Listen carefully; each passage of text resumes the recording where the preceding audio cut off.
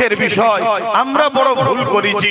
স্বাধীনতার ৭৯ বছর হয়ে যাওয়ার পরও আমার কওমের মাথায় এই ব্রেনটা এখনো আসছে না যে আজ আমাদেরকে রাষ্ট্রীয়ভাবে মিটাবার একটা পরিকল্পনা চলছে। আজ আমাদের ইসলামকে রাষ্ট্রীয়ভাবে মিটাবার একটা পরিকল্পনা চলছে। যেমন আমেরিকাতে চালিয়েছে, যেমন ব্রিটেনে চালিয়েছে, যেমন ব্রাজিলে চালিয়েছে, যেমন ফ্রান্সে চালিয়েছে। ইসলামকে মিটাও, প্রফেট মুহাম্মদ রাসূলকে মিটাও, মুহাম্মদ রাসূলের বিরুদ্ধে নোংরা ফিল্ম তৈরি করো, মানুষের কাছে মিডিয়ার মাধ্যমে মিথ্যা প্রচার ছড়াও। এর কারণ একটাই, যারা আমার রাসূলের বিরোধী করে তাদেরকে দেখুন আর মুহাম্মদ রাসূলের লাইফটাকে দেখুন।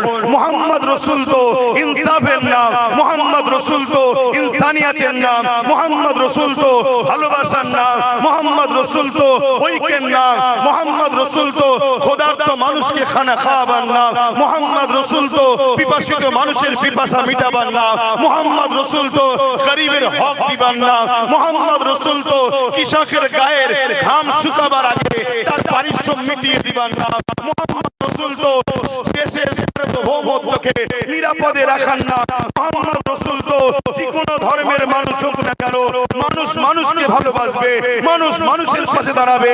সে হিন্দু হতে পারে, আদিবাসী হতে পারে, সাঁওতাল হতে পারে, দলিত হতে পারে, খ্রিস্টান হতে পারে, শিখ হতে পারে। কোন মানুষ যখন বিপদে পড়বে মুহাম্মদ রাসূল এই মানবতাই শিখিয়েছে তার পাশে দাঁড়াও, তাকে সাহায্য করো, তাকে পিয়ার করো, তাকে তার পাশে দাঁড়িয়ে তার বিপদ মুক্ত করো। মুহাম্মদ রাসূল তো ন্যায়ের নাম, ইনসাফের নাম, সাম্যের নাম, শান্তির নাম, অধিকারের নাম।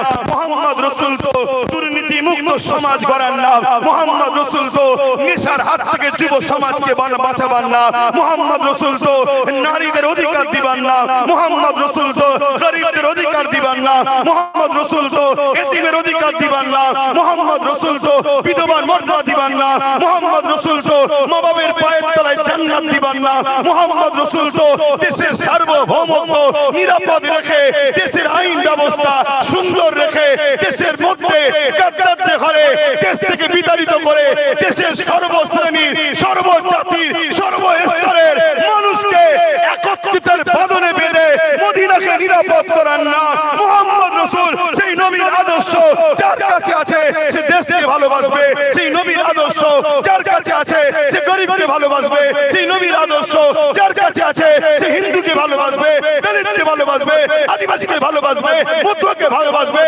আজকের জালিম, আজকের ফেরাউন, আজকের নমরুদ, আজকের আবু